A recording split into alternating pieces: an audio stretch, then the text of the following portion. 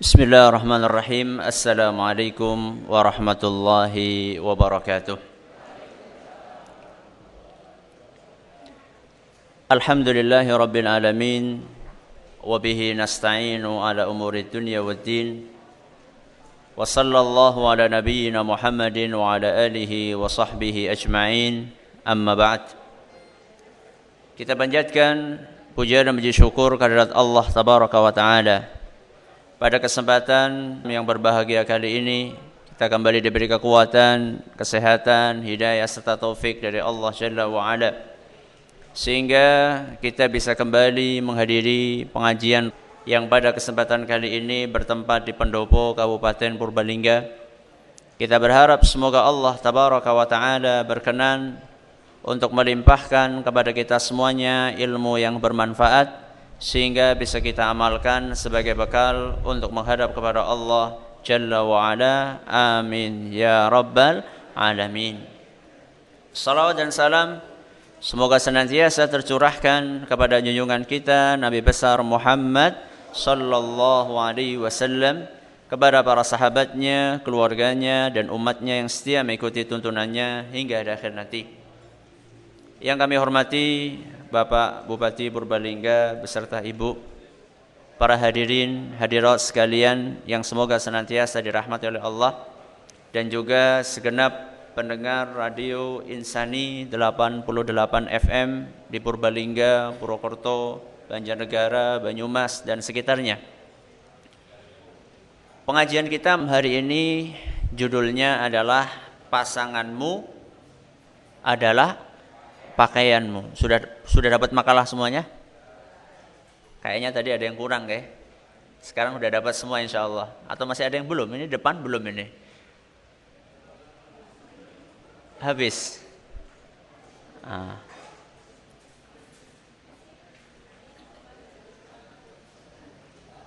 Pasangan ya, pasanganmu adalah pakaianmu. Pasangan yang kami maksud di sini ya, adalah suami atau istri. Berarti yang dimaksud di sini pasangan yang sah, okay? Pasangan yang sah. Bahwa yang namanya kebahagiaan rumah tangga itu pasti idaman kita semuanya.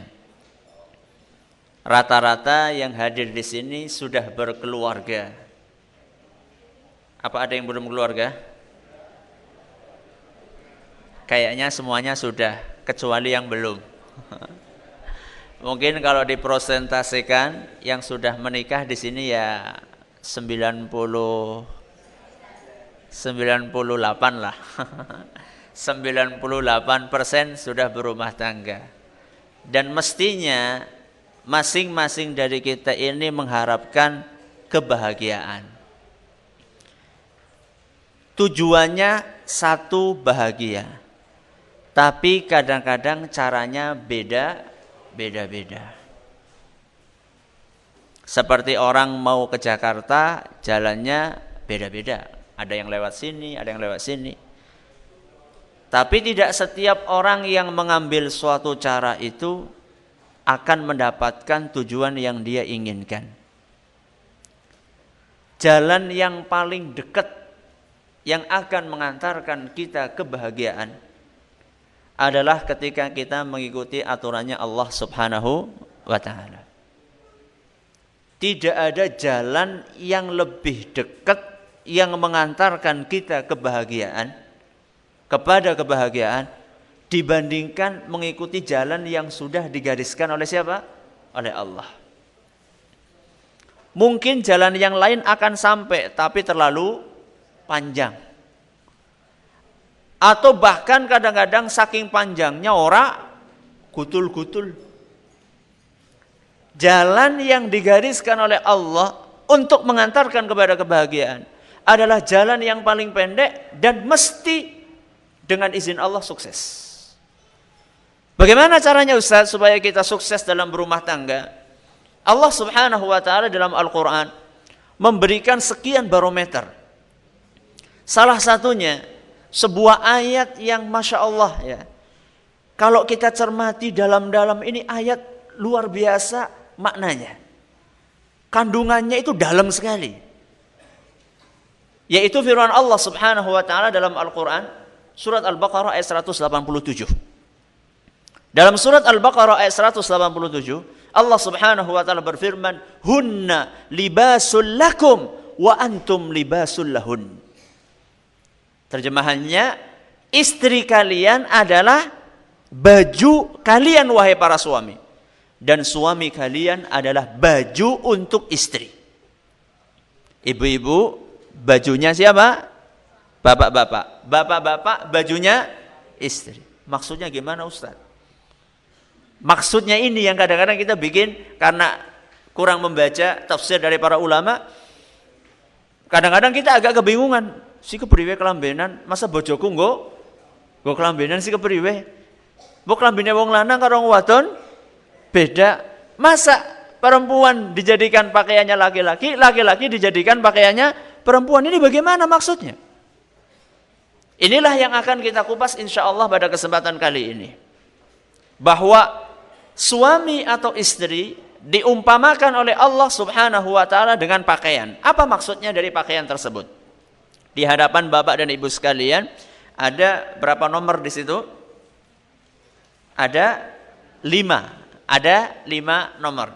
Insyaallah kita akan selesaikan malam ini dan insyaallah tidak akan berpanjang lebar. Selesai pada waktunya, dan kalau memang ada tanya jawab, masih ada waktu, nanti kita akan buka. Berarti ini adalah perumpamaan atau metafora dari Allah Subhanahu wa taala tentang posisi suami dan istri. Allah mengumpamakan dengan pakaian. Pakaian itu ada fungsinya. Pakaian memiliki sekian fungsi. Antara lain fungsinya ada 5. Yang pertama, pakaian fungsinya adalah untuk menutup aurat. Makanya kalau orang nggak pakai pakaian, dia akan malu. Gino betul? Nggih, kecuali yang tidak malu. Ada sebagian orang buka pakaian malah bangga. Gino betul? Semakin dipelototi orang semakin marem. Naudzubillahi min dzalik. Ini berarti orang sudah kurang sehat. Kalau orang yang masih sehat, yang masih beriman, masih sehat akalnya, manakala pakaian itu dibuka, auratnya terlihat, dia malu. Berarti fungsi dari pakaian adalah untuk menutup aurat. Dan itu Allah tegaskan dalam Al-Quran surat Al-A'raf ayat 26. Kata Allah Subhanahu wa taala, "Libasan yuwari sawatikum." Salah satu fungsi dari pakaian adalah untuk menutup aurat. Berarti maksudnya apa, Ustaz? Maksudnya istri menutupi auratnya suami dan suami menutupi auratnya istri. Apa itu auratnya suami, apa itu auratnya istri? Di antara yang harus ditutupi berdasarkan sabda Nabi SAW berupa aurat adalah nuwun sewu, hubungan ranjang. Hubungan apa? Ranjang. Di sini 98% sudah nikah. Berarti kalau saya bicara hubungan ranjang, insya Allah bukan pembicaraan di bawah umur. Karena rata-rata sudah memahami masalah ranjang. Di antara yang harus ditutupi adalah rahasia yang ada di atas ranjang. Makanya Nabi kita Muhammad SAW dalam sebuah hadis yang sahih yang diriwayatkan oleh Imam Muslim, beliau pernah mengatakan, "Inna min asyarrin nasi 'indallahi manzilatan yaumal qiyamah." Orang yang paling buruk di mata Allah pada hari kiamat. Siapakah dia? Salah satunya kata Nabi SAW, "Ar-rajulu yufdil ila imra'ati wa tufdi ilaihi thumma yanshuru sirraha." Manusia yang paling buruk pada hari kiamat, salah satunya adalah seorang suami yang melakukan hubungan biologis dengan istrinya, kemudian cerita-cerita. Kira-kira ada nggak suami istri yang seperti itu? Ada no? Ada, malah dijadikan sebagai guyonan. Gino mboten? Kalau misalnya obrolan tidak dibumbui yang seperti itu, rasanya tidak anget. Kayak masakan nggak pakai garam. Ini ada. Dan kadang-kadang itu dianggap sebagai sesuatu yang biasa. Padahal Nabi kita Muhammad SAW mengingatkan bahwa orang yang suka bercerita tentang apa yang terjadi di atas ranjang, itu adalah termasuk orang yang paling buruk di mata Allah Subhanahu wa Ta'ala pada hari kiamat. Terus bagaimana Ustaz? Ditutupi. Karena itu adalah aurat. Itu adalah aurat. Termasuk juga yang harus ditutupi adalah kekurangan masing-masing. Sebelum kita menikah, kita nggak tahu kekurangan pasangan kita. Ibu nggak tahu kekurangannya suami, suami juga nggak tahu kekurangannya siapa? Ibu. Ketika menikah, semuanya kelihatan. Kekurangannya semuanya kelihatan, aibnya semuanya kelihatan. Kalau kita benar-benar menjadi pakaian untuk pasangan kita, maka kekurangan yang ada di dalam diri pasangan kita tidak boleh dibuka. Kenapa Ustaz? Karena itu adalah merupakan aurat yang harus kita tutupi. Tapi kenyataannya banyak pasangan yang justru menyebar-nyebarkan aib siapa? Istrinya atau suaminya. Kadang-kadang suami mengatakan, "Lah Jan, bojoku mambune kecut." Kekurangan atau bukan? Kekurangan, gak usah cerita-cerita. Atau misalnya ibu-ibu mengatakan hal yang serupa, "Lah Jan, suamiku ini nun sewu, ketiaknya baunya ndak enak. Nanti gantian suaminya, istriku kalau kentut bau." Ya sama saja lah. Masing-masing itu punya kekurangan. Kadang-kadang suami mengatakan, "Wah, bojoku loh nek masak sering nopo Pak? Sering kasinan." Gak usah dicerita-ceritakan sama orang lain. Kenapa? Karena itu aurat. Itu adalah kekurangan. Sehingga kalau misalnya kita buka ceritakan aurat tersebut kepada orang lain, sama saja kita itu sedang menjelekkan diri kita sendiri. Ya. Jadi kalau misalnya suami kita punya kekurangan, tutup. Seburuk-buruk suami ibu itu adalah bapak dari anak-anak ibu. Maka kalau misalnya ada masalah, bukan merupakan bijak, sifat yang bijak, kalau punya masalah dikit-dikit cerita sama orang lain. Pakaian itu langsung nempel ke kulit enggak? Langsung nempel ke kulit. Itulah pakaian. Begitu pula seharusnya suami dengan istri langsung nempel dan tidak ada penghalang sama sekali. Maksudnya apa? Maksudnya istri akan menutupi suaminya dan suami akan menutupi istrinya. Kalau ada masalah apapun di rumah tangga, selama masih bisa diselesaikan oleh suami dan istri, maka cukup berhenti sampai di situ.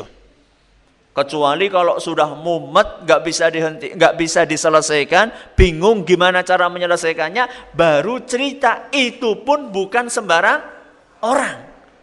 Pilih orang yang terpercaya, mungkin cerita sama kiai, mungkin cerita sama ustadz, mungkin cerita sama guru, mungkin cerita sama seorang tokoh yang dia itu orangnya terpercaya, menjaga rahasia. Itu nggak apa-apa.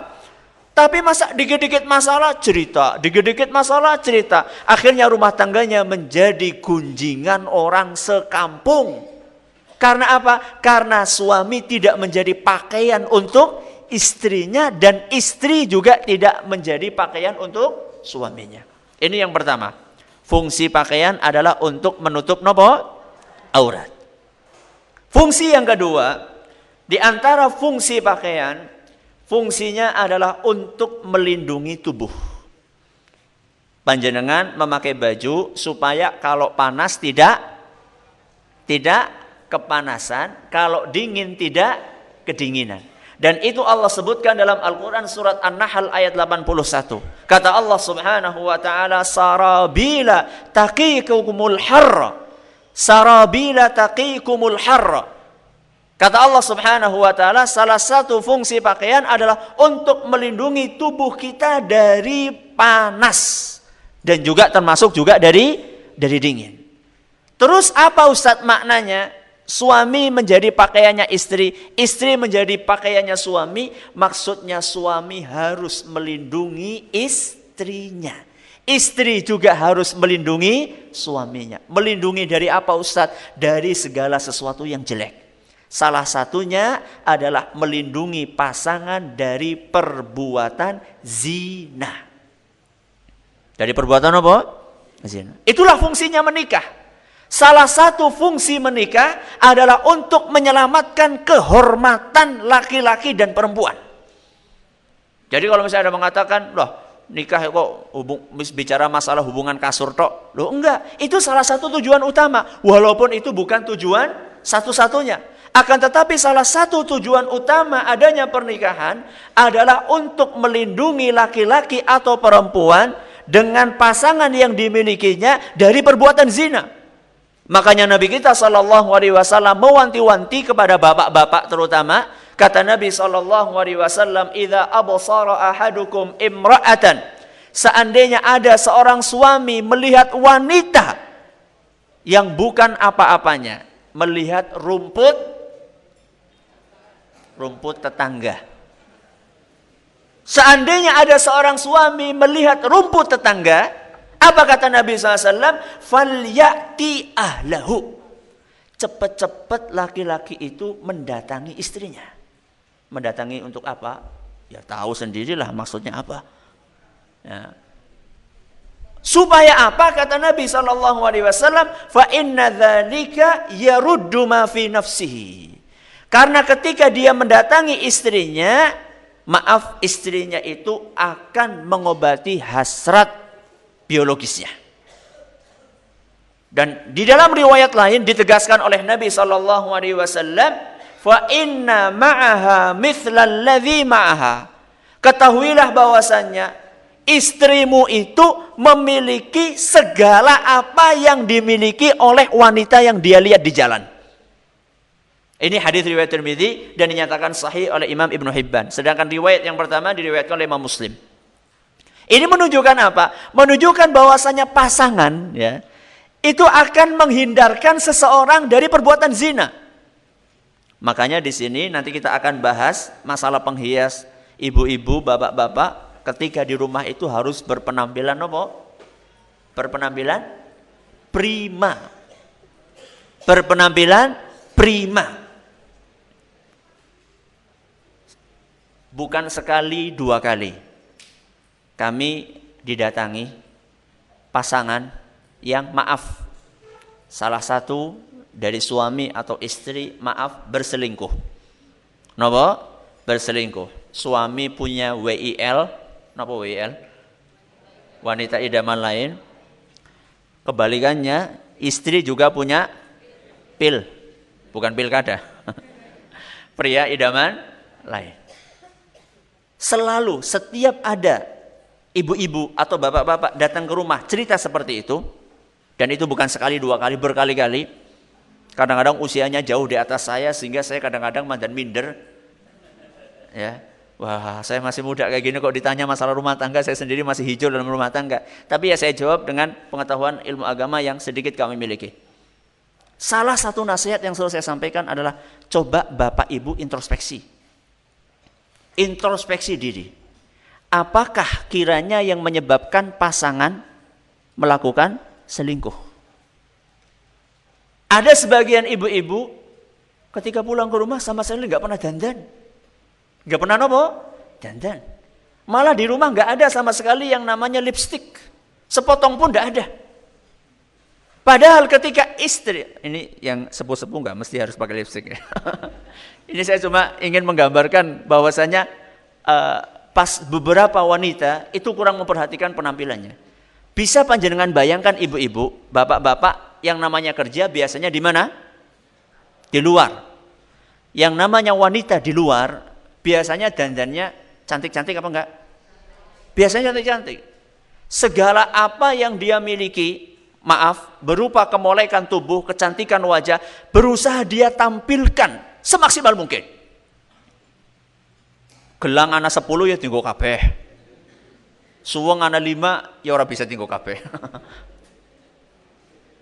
Yang biru-biru ya, biru-biru di mana biasanya biru-biru itu? Di sini ya, di bawah sini atau di pipi. Kemudian yang merah-merah, kemudian semuanya Masya Allah pakaian itu, ya Allah yang namanya pakaian di zaman kita ini. Urung dadi didoli. Klambi urung dadi didoli. Orang kok didoli malah dinggoni, Masya Allah. Bapak-bapak ketika kerja di kantor, atau kerja di pasar, atau kerja di mana saja, atau di instansi, atau mungkin kerjanya keliling, jadi sales dari satu toko ke toko yang lain. Yang namanya toko kan dijaga oleh niaga. Yang namanya pramuniaga itu berusaha untuk tampil secantik-cantiknya. Masuk dari satu toko ke toko yang lainnya. Yang di sini pakaiannya, maaf, buka paha tinggi-tinggi. Yang di sini pakaiannya you can see. Yang di sini pakaiannya Masya Allah. Dari satu toko ke toko yang lainnya. Siang-siang dia pulang, sore-sore dia pulang. Itu sudah, maaf ya, sudah sampai ke puncak ubun-ubun. Ketika pulang sampai di rumah, astagfirullahaladzim. Harapannya ketika suami pulang ke rumah, kan melihat sosok bidadari yang sangat cantik. Yang mengalahkan siapa? Wanita-wanita pramuniaga yang dia lihat di toko-toko. Ternyata sampai di rumah, Masya Allah. Napa Pak? Dasteran wis 2 tahun 3 tahun, serowet-serowet nang kana, sing mambu brambang, sing mambu bawang, sing mambu terasi. Dipikirnya suami, oh mungkin baru selesai masak, wajar.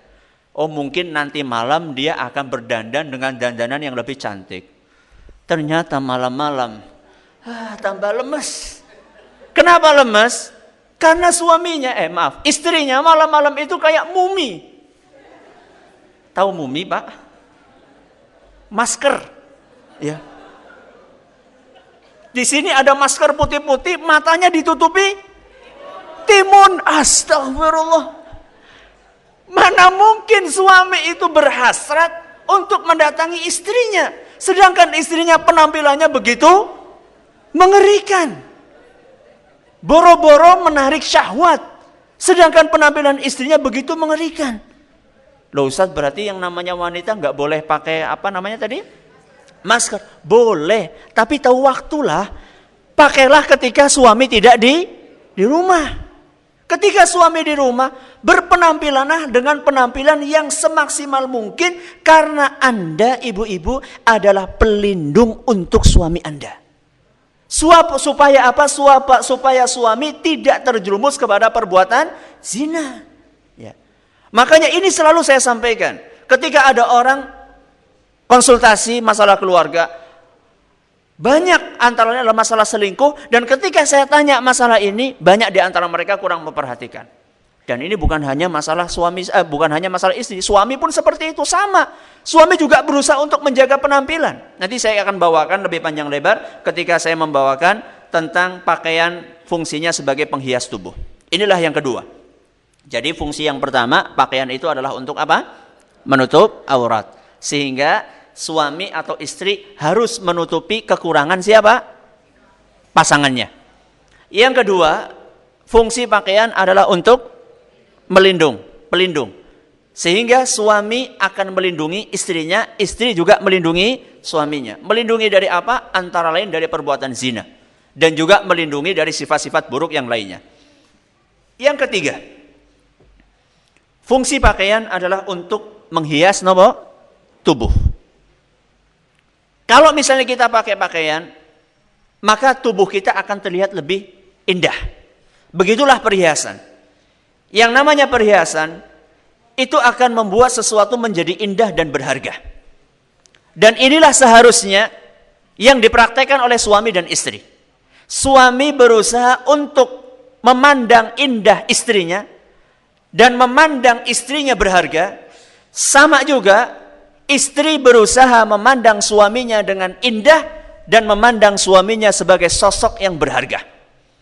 Bagaimana caranya Ustadz? Supaya kita bisa berharga di mata pasangan kita, caranya kita harus menghargai pasangan kita. Jadi kalau misalnya kita ingin dihargai, maka hargailah orang lain.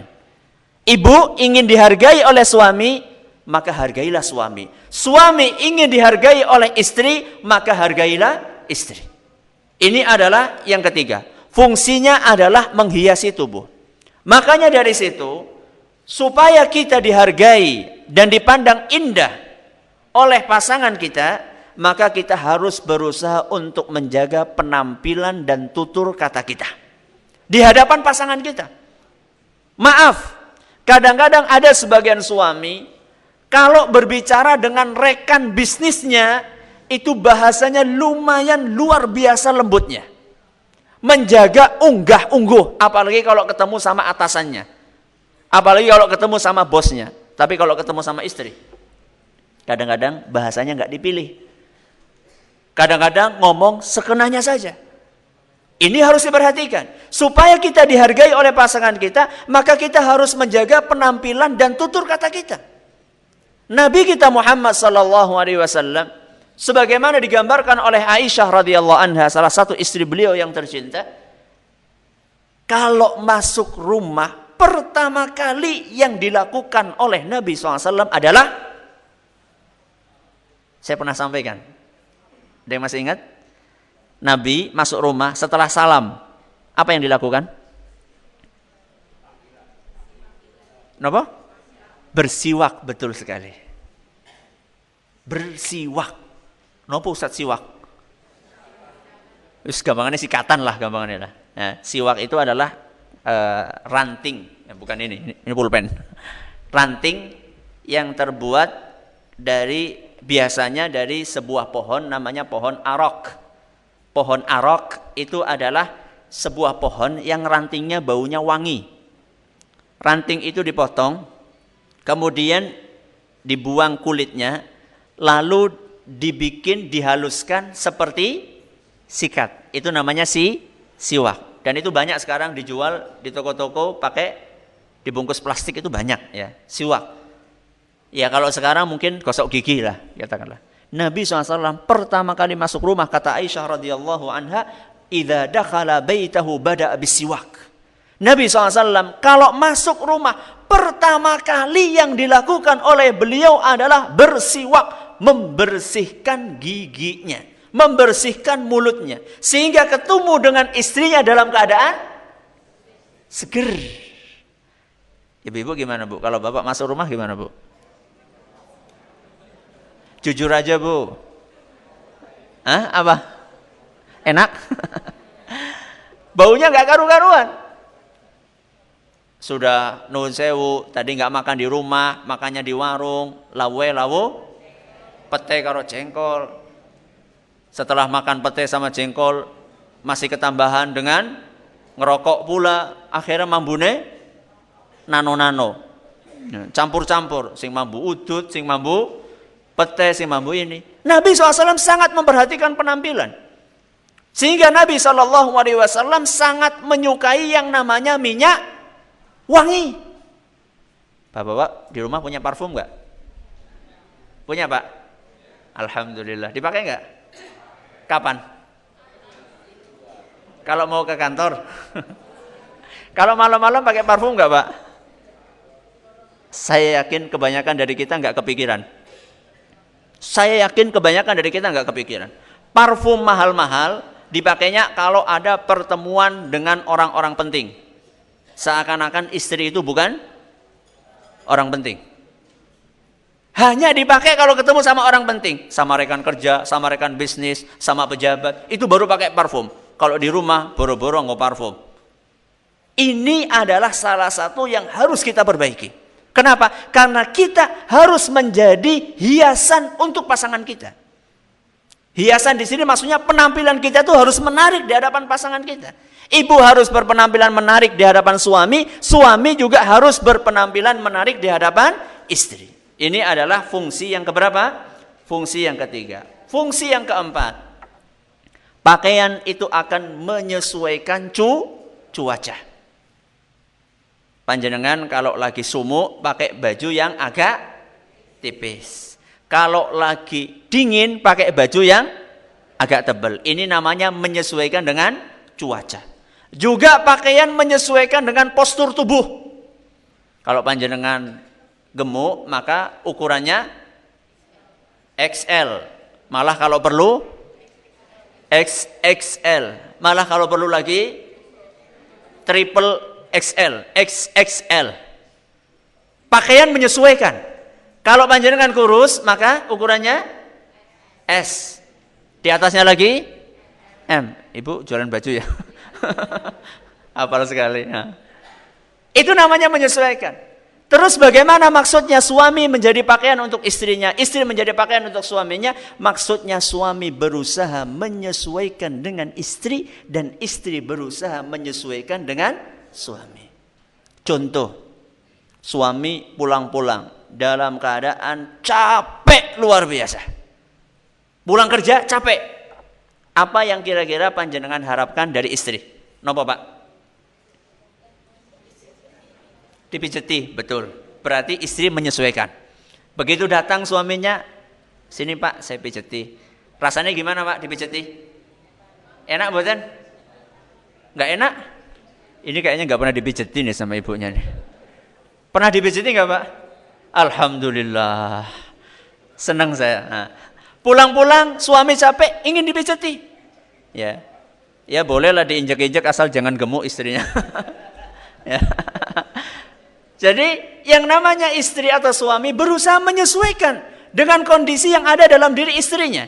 Ketika suaminya lagi capek, istri berusaha untuk memijati suaminya misalnya. Atau misalnya maaf ibu-ibu, ada satu masa ibu-ibu itu mengalami kondisi emosional yang sangat labil. Kapan itu? Ketika sedang datang bulan. Para pakar kedokteran, ya, para dokter insya Allah mengetahui, dan juga banyak di antara kita mengetahui bahwa ketika seorang wanita sedang datang bulan, dia mengalami apa yang diistilahkan dengan PMS, bukan PNS, PMS, yang kepanjangannya premenstrual syndrome. Ya. Jadi ketika itu emosi lagi labil sehingga mudah tersinggung, kepalanya pusing, depresi. Karena apa? Karena hormon menstruasinya itu sedang berubah kadar steroidnya. Yang seperti ini membuat hati itu nggak enak. Makanya kadang-kadang suami melihat, iki jan bojoku uring-uringan terus. Jangan buru-buru menjelekkan istri. Mungkin istri sedang datang bulan. Kalau seperti itu berarti suami berusaha untuk menyesuaikan. Kalau misalnya istrinya sedang labil emosinya, maka kalau bercanda jangan berlebihan. Kalau bercanda lihat kondisi, apakah lagi mood apa tidak. Sama juga, bukan cuma ibu-ibu, bapak-bapak pun kadang-kadang mood-moodan, Pak, kadang mood, kadang boten. Sama, istri juga seperti itu. Maka fungsinya pakaian adalah menyesuaikan dengan pasangan kita. Kalau boleh diumpamakan, suami menyikapi istri, istri menyikapi suami itu kayak wong lagi layangan. Pernah layangan, bapak-bapak, ibu-ibu? Ibu-ibu saya yakin pernah dulu ketika kecil lah. Enggak juga? Masya Allah. Berarti ibu rumah tangga betul ini. Bapak-bapak dulu pernah layangan nggih? Pernah. Layangan itu mainnya apa? Tarik, ulur. Tarik, ulur. Ketika mangsanya diulur, diulur. Ketika mangsanya ditarik, ditarik. Kalau ditarik terus, apa? Pedot. Nabi SAW mengatakan, in dhahabta tuqimuha kasartaha fakasruha tolakuha. Kata Nabi SAW, kalau kamu narik terus, itu sama saja tulang rusuk perempuan yang bengkok, kalian paksa untuk lurus. Kalau dipaksa lurus, patah. Patahnya adalah perceraian. Itu kata Nabi SAW. Makanya ketika kita menyikapi pasangan kita, kadang tarik, kadang nopo? Ulur.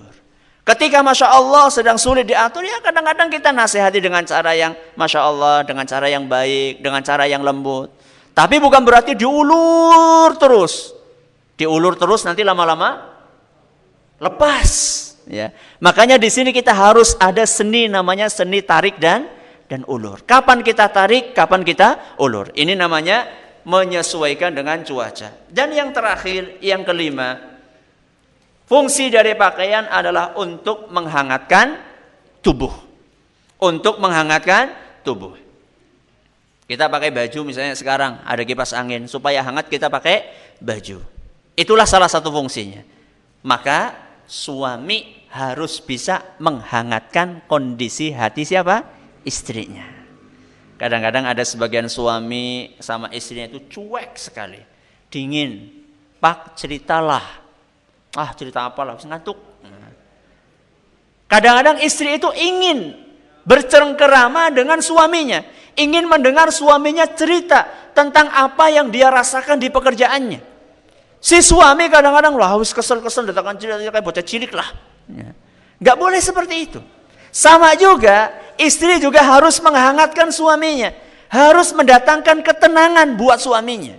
Dan itulah salah satu tujuan utama pernikahan yang Allah sebutkan dalam Al-Quran surat Ar-Rum.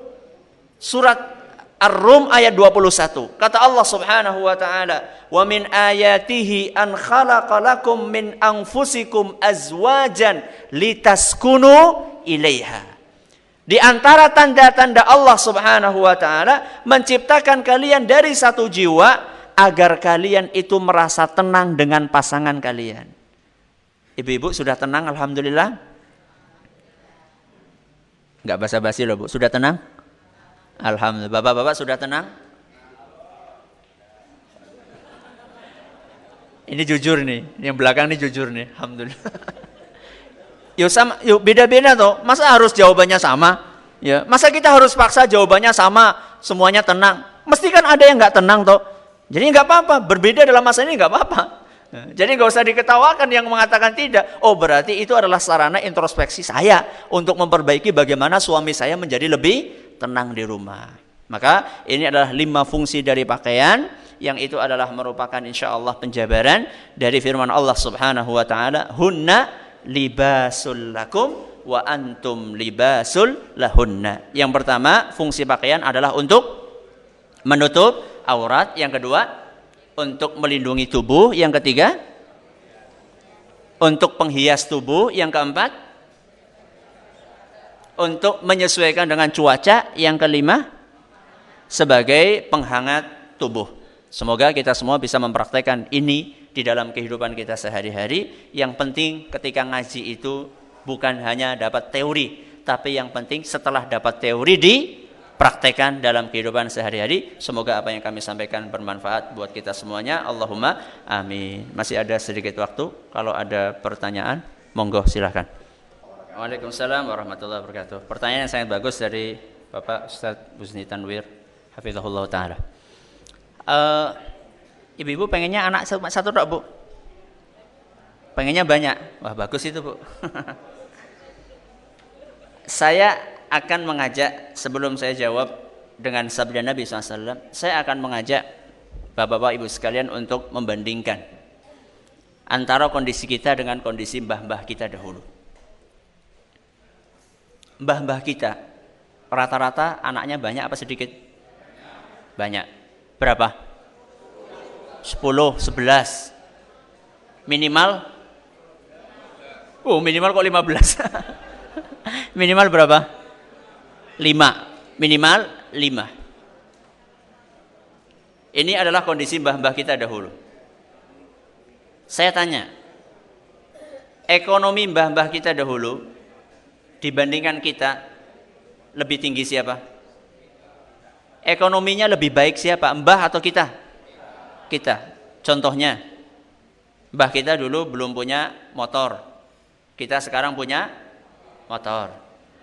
Rumah mbah kita dahulu lantainya tanah, sekarang keramik. Itu kan simbol-simbol kan, simbol-simbol kemakmuran itu.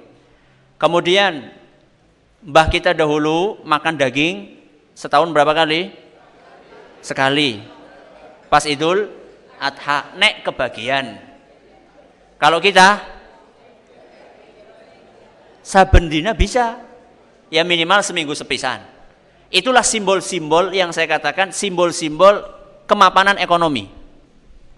Kalau misalnya mbah-mbah kita dahulu dengan ekonomi yang terbatas, mereka pede. Apa pede? Percaya diri. untuk memiliki keturunan yang banyak dengan keterbatasan ekonomi mereka. Kenapa kok kita sekarang ekonominya lebih mapan, kita tidak pede untuk memiliki keturunan yang banyak? Kok bisa mereka sukses, Ustadz? Mungkin salah satu yang menyebabkan kenapa mbah-mbah kita dulu sukses, memiliki anak yang banyak dan rata-rata jadi orang, ya nggak mungkin lah nggak jadi orang, dari lahir juga orang. Kenapa kok mereka bisa sukses? Mungkin salah satunya adalah karena tawakal mereka yang sangat tinggi kepada Allah Subhanahu wa Ta'ala. Ketergantungan mereka sama Allah, tawakalnya sangat tinggi.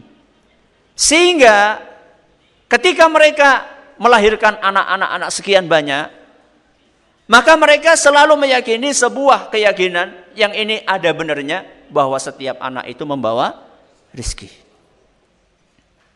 Kalaupun ada wafat ya 1, 2, mungkin karena dulu belum ada bidan yang mumpuni, adanya cuma dukun bayi misalnya. Kenapa kita tidak mencontoh nenek moyang kita dalam hal yang positif seperti ini? Masya Allah 11 sukses semuanya. Tapi kadang-kadang di antara kita asumsinya, alasannya, oh saya punya anak 1 supaya ngrumate apik, bener kok jadi bocah sing soleh, jebule siji malah. Terus apa yang mau kita andalkan pada hari kiamat? Tabungan kita salah satunya adalah anak soleh, waladin solihin yad'ulahu. Anak soleh yang mendoakan siapa? Orang tuanya. Sudah anaknya cuma 1, buru-buru mendoakan orang tuanya. Ini jawaban muqaddimah sebelum saya membawakan hadis Nabi SAW. Adapun jawaban dari sisi dalil agama adalah sabda Nabi SAW. Tazawwajul waludal wadud. Kata Nabi SAW, wahai para laki-laki, nikahilah wanita yang penyayang dan yang subur. Ibu-ibu, yang subur, bersyukurlah kepada Allah Subhanahu wa Ta'ala. Bukan subur tubuhnya. Maksudnya subur di sini nopo? Banyak anaknya. Nabi nyuruh para pria untuk memilih wanita yang 1 penyayang, yang kedua banyak anak. Ini Nabi yang nyuruh kita seperti itu. Kenapa wahai Rasul? Fa inni mukatsirun bikumul umama yaumal qiyamah. Karena Nabi SAW senang dan bangga kalau umatnya pada hari kiamat itu banyak. Berarti banyak anak itu dimotivasi oleh agama kita. Tapi, ada tapinya. Kita jangan cuma hobi bikin anak. Tapi kita harus punya hobi mendidik anak. Ini yang harus saya perhatikan juga. Karena kadang-kadang sebagian orang Masya Allah, setahun orang nangasone. Ya. Kadang-kadang istri mau puasa, kok nggak bisa puasa, lagi hamil. Tahun depannya nggak puasa, lagi nyusui. Tahun depannya kok nggak puasa, lagi hamil lagi. Aduh, kapan mau puasa kalau kayak gitu? Ya. Di dalam agama kita, perencanaan keluarga itu ada. Tapi pengaturan jarak kelahiran. Bukan pemutusan, apa istilahnya itu dalam kedokteran? Pemutusan keturunan apa? Vasektomi nggih, vasektomi dan tubektomi. Kecuali dalam kondisi yang sangat sempit itu ada. Tapi kalau misalnya masih bisa melahirkan, masih sehat, kata dokter ini tidak membahayakan kandungan, ini tidak membahayakan nyawa dari ibunya, kenapa diputus? Yang ada di dalam agama kita ada pengaturan jarak. Makanya Allah di dalam Al-Quran memberikan isyarat haulaini kamilaini. Persusuan itu minimal 2 tahun penuh. Berarti kalau seperti itu kira-kira ya, kalau 2 tahun nyusui kemudian bikin lagi, berarti kan jaraknya antara 1 anak dengan anak yang lain sekitar 3 tahun. 3 tahun. Nyusui 2 tahun sama masa hamil sekitar 9 bulan. Sekitar 3 tahun. Dan itu tidak terlalu memberatkan. Kalaupun masih keberatan, masih boleh diundur. Ya 3 tahun, misalnya 5 tahun, tidak apa-apa. Akan tetapi tidak diputus sama sekali. Ya. Kalau memang tidak ada alasan yang dibenarkan oleh agama. Kalau misalnya ada alasan yang dibenarkan oleh agama, misalnya ini bahaya sekali. Misalnya sudah berkali-kali sesar. Kalau misalnya melahirkan lagi nanti bisa menyebabkan nyawa dari siapa? Dari sang ibu terancam. Nah kalau itu mungkin ada pembicaraan khusus nanti. Tapi kalau misalnya Masya Allah lahirnya anak pertama normal, anak kedua normal, stop. Enggak. Ya. Di dalam agama kita yang diperbolehkan merencanakan keluarga adalah membuat jarak. Ya, jarak yang kira-kira ideal. Ini jawabannya. Akan tetapi saya perlu ingatkan bahwa anak banyak jangan cuma hobinya bikin anak. Tapi juga kita harus hobi untuk mendidik anak-anak kita. Ada yang lain? Monggo silakan. Monggo. Bagaimana kalau pembatasan anak itu buat maaf orang-orang yang nggak cerdas atau orang yang EQ-nya rendah. Berarti kalau misalnya ini orang pendidikannya terbatas ya berarti anaknya si citok, kira-kira seperti itu. Kalau misalnya profesor anaknya 10 orang papa, kira-kira seperti itu. Ini menurut saya ya ini perlu dikaji ulang. Perlu dikaji ulang. Karena yang namanya faktor genetik. Bapaknya pinter, anaknya pinter. Ibunya ayu, anaknya ayu. Itu tidak selalu seperti itu. Bahkan sering kita temukan di sekolah-sekolah, anak-anak yang berprestasi malah orang tuanya adalah orang-orang yang kadang-kadang lulus SD aja enggak. Dan itu bukan sekali 2 kali kita temukan. Ya. Makanya faktor genetik ini tidak mesti terjadi. Bahkan pada zaman Nabi SAW pernah ada seorang laki-laki, bapak datang kepada Nabi SAW. Dia menuduh istrinya selingkuh. Kok bisa dia menuduh? Karena istrinya melahirkan seorang anak yang kulitnya berbeda sama sekali dengan orang tuanya. Misalnya bapaknya putih, ibunya putih, anaknya ireng. Waduh, kena kisah apa ini? Orang ini lapor kepada Nabi SAW, wahai Rasul, istri saya ini berzina, wahai Rasul. Menuduh berzina ini kan bukan suatu hal yang ringan. Ini saya kayak gini, masa anak saya kayak gini? Maka Nabi SAW ingin menjelaskan dengan sebuah penjelasan yang mudah dicerna oleh seorang Arab Badui. Ini orang Arab Badui, bukan tamatan SMA, bukan tamatan SMP, bukan tamatan perguruan tinggi. Arab Badui. Orang Arab Badui bergaulnya adalah dengan onta, dengan kambing, dengan rumput, dengan padang pasir. Makanya Nabi SAW tanya sama bapak tersebut. Wahai bapak, apakah kamu punya onta? Punya. Apa aja warnanya? Ada yang abu-abu, ada yang coklat, ada yang merah. Oh, warna-warni? Iya. Itu yang onta merah itu bapaknya sama ibunya warnanya apa? Onta yang merah itu bapaknya sama ibunya warnanya apa? Dia bilang, abu-abu wahai Rasul. Loh gue kan ngendi gue jajan. Dari mana bisa muncul anak onta warnanya merah, bapak ibunya abu-abu? Kata orang Arab Badui tersebut, ya Rasulullah, la'allaha naza'atha irqun. Mungkin turun dari gen buyutnya. Mungkin buyutnya onta yang abu-abu itu ada salah satu yang merah. Nah ini kecipretan. Gennya dari siapa? Dari ayahnya. Maka Nabi SAW mengatakan, ya sama saja. Mungkin anak kamu kecipretan gennya mbah kamu yang dulu hitam. Karena wanita tersebut wanita yang terhormat. Sehingga dituduh berzina, tentunya nggak benar. Ya. Ini menunjukkan apa? Menunjukkan bahwa faktor genetik itu nggak mesti terjadi. Gitu loh. Makanya kalau misalnya kita hanya batasi hanya profesor-profesor, doktor-doktor, MA saja yang boleh punya anak banyak, ya kasihan. Belum tentu anaknya profesor jadi dokter. Malah kadang-kadang anaknya profesor malah bejute pol. Mungkin atau enggak? Mungkin. Saya tanya, apa mesti anaknya kiai jadi kiai? Enggak mesti. Apakah mesti anaknya ustadz jadi ustadz? Enggak mesti.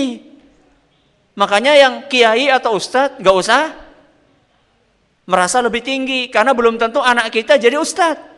Sama juga ibu-ibu, bapak-bapak, kalau misalnya jadi petani, belum tentu anak dan putra dan putri ibu juga jadi petani. Bisa jadi anak ibu yang petani menjadi seorang ulama, mungkin enggak? Mungkin, ya. Sangat mungkin sekali. Makanya kalau menurut saya aturan seperti itu perlu dikoreksi, ya. Perlu dikoreksi. Nah,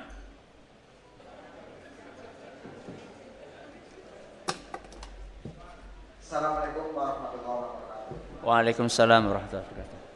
Tadi sudah disampaikan masalah keluarga.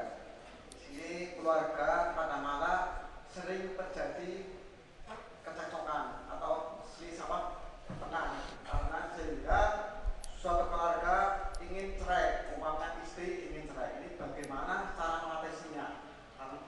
Mohon diterangkan. Yeah. Kalau boleh saya umpamakan, cerai itu seperti amputasi. Seperti apa? Amputasi.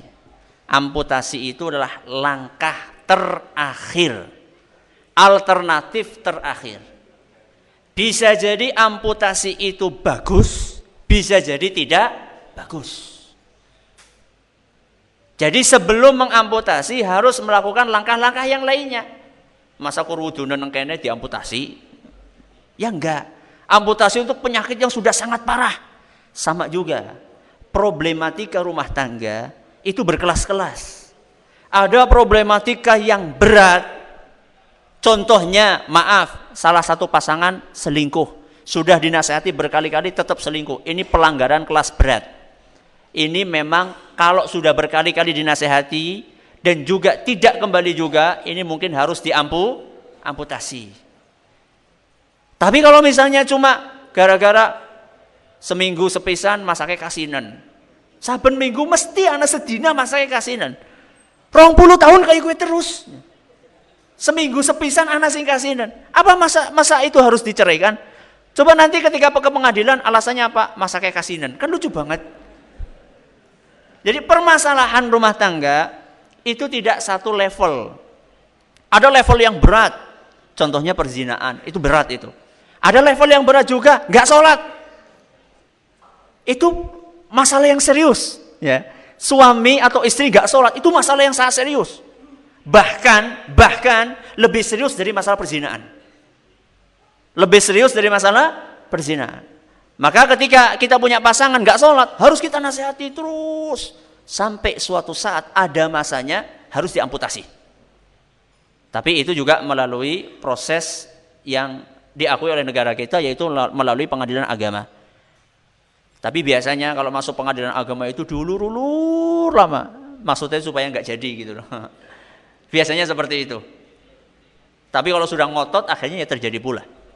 Jadi intinya permasalahan rumah tangga itu ada tahapan-tahapannya. Peneguran kepada istri ada tahapan-tahapannya. Tidak langsung diceraikan. Ada nasihat. Kemudian ada juga pukulan. Pukulan pun juga tidak menyakiti. Kemudian setelah pukulan ada mendiamkan, memboikot, mengisolir, itu ada dalam agama kita. Kemudian baru terakhir, kalau nggak bisa ini dan itu, maka terpaksa harus diamputasi alias diceraikan. Ini yang dapat kami sampaikan. Terima kasih atas perhatiannya. Mohon maaf atas segala kekurangannya. Mohon maaf. Semoga apa yang kami sampaikan bermanfaat buat kita semuanya. Allahumma amin. Kita tutup. Subhanakallahumma wa bihamdika. Asyhadu an la ilaha illa anta. Astaghfiruka wa atubu ilaik. Wassalamualaikum warahmatullahi wabarakatuh.